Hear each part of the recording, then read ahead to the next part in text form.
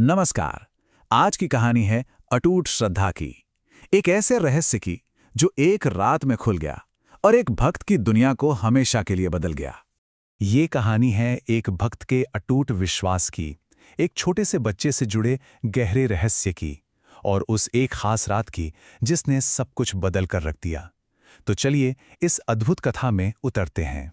तो हमारी कहानी शुरू होती है एक ऐसे धर्मनिष्ठ ब्राह्मण से जिनकी भक्ति ही उनकी पहचान थी। वो एक तीर्थ यात्रा पर थे और उनकी एक बहुत ही कठोर प्रतिज्ञा थी, एक ऐसा नियम जिसे वो कभी नहीं तोड़ते थे। तो होता यह है कि ये ब्राह्मण तीर्थयात्री जो भगवान कृष्ण के बाल रूप गोपाल के बहुत बड़े भक्त थे, अपनी यात्रा के दौरान नवद्वीप में श्री जगन्नाथ मिश्र जी के घर पहुंचते हैं।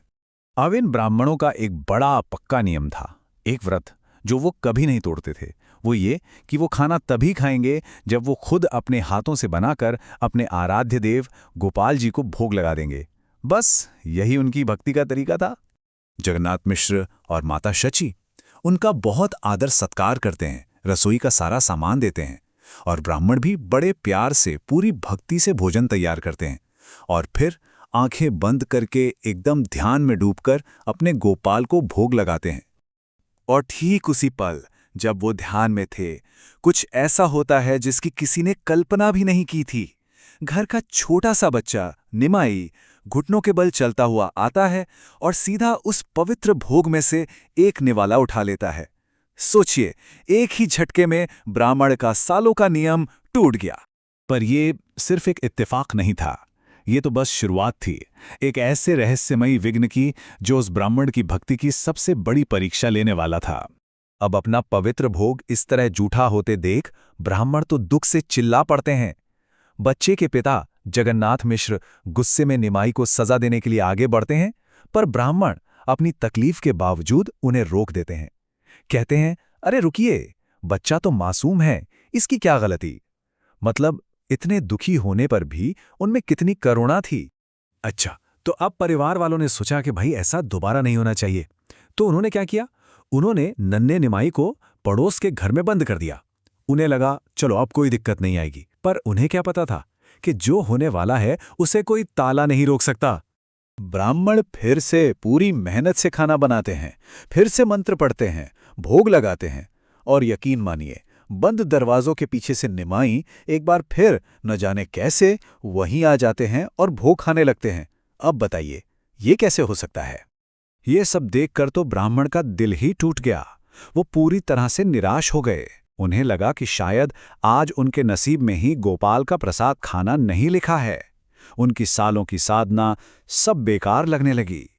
लेकिन कहानी यहीं खत्म नहीं होती। जब पूरी दुनिया सो रही थी, आधी रात के सन्नाटे में एक आखिरी कोशिश की गई और यही वो कोशिश थी जो सब कुछ बदलने वाली थी। जरा उस मंजर को सोचिए। आधी रात बीत चुकी है, घर में सब गहरी नींद में सो रहे हैं, दरवाजे पर मजबूती से ताला लगा है और इस घने सन्नाटे के बीच वो ब्राह्मण अपनी आखिरी उम्मीद के साथ तीसरी बार खाना बना रहे हैं। इतनी सब तैयारी के बाद इस बार क्या होगा? क्या ब्राह्मण को सफलता मिलेगी? जैसे ही ब्राह्मण आंखें बंद करके अपने गोपाल को याद करते हैं, वही होता है जिस पर कोई यकीन नहीं कर सकता। निमाई एक बार फिर उनके ठीक सामने हाजिर हो जाते हैं। इस बार ब्राह्मण जैसे ही कुछ कहने वाले होते हैं, नन्हे निमाई की आवाज गूंजती है, एक मीठी पर बहुत गहरी आवाज। वो मुस्कुराते हुए कहते हैं, हे भक्त, तुम मुझे बार बार अपने मंत्रों से बुलाते हो और जब मैं आ जाता हूं तो तुम चिल्लाने लगते हो। क्या तुमने ही मुझे नहीं बुलाया था? और बस इन शब्दों के साथ ही सारा रहस्य खुल जाता है। ब्राह्मण के सामने उस बच्चे का वो दिव्य रूप सामने आता है जिसकी उन्होंने कल्पना भी नहीं की थी। निमाई अब वो नन्हे निमाई नहीं थे। ब्राह्मण ने क्या देखा? उन्होंने देखा कि उस बालक के 8 हाथ हैं। 4 हाथों में शंख, चक्र, गदा और कमल। 2 हाथ एक सुंदर सी बांसुरी बजा रहे हैं और बाकी के 2 हाथ बड़े मजे से माखन खा रहे हैं। ये तो वही गोपाल थे जिनका वो रोज ध्यान करते थे। ये नज़ारा देखते ही ब्राह्मण के सारे सवाल, सारा दुख सब खत्म हो गया। अब रहस्य और कृपा दोनों एक हो चुके थे और उन्हें परम सत्य का एहसास हो गया था। उसी पल ब्राह्मण को समझ आ गया, ये कोई साधारण बच्चा नहीं है, ये तो वही गोपाल हैं जिनकी वो पूरी जिंदगी से पूजा करते आ रहे थे। जिस भगवान को वो पुकार रहे थे, वो तो खुद चलकर उनके सामने आ गए थे। ब्राह्मण तो बस निमाई के पैरों में गिर पड़ते हैं। महाप्रभु उनसे कहते हैं कि इस राज को राज ही रखना। और अगले दिन वही ब्राह्मण जिसे कल तक वो भोग जूठा लग रहा था, अब उसी भोग को बड़े आनंद से महाप्रसाद समझकर ग्रहण करते हैं। क्यों? क्योंकि अब वो जान चुके थे कि इसे खुद उनके गोपाल ने स्वीकार किया था। तो ये कहानी हमें एक बहुत गहरे सवाल के साथ छोड़ जाती है। असली भक्ति क्या है? सिर्फ नियमों को सख्ती से निभाते जाना, या फिर उसे पहचान लेना जो हमारी पुकार सुनकर खुद हमारे सामने आ जाए?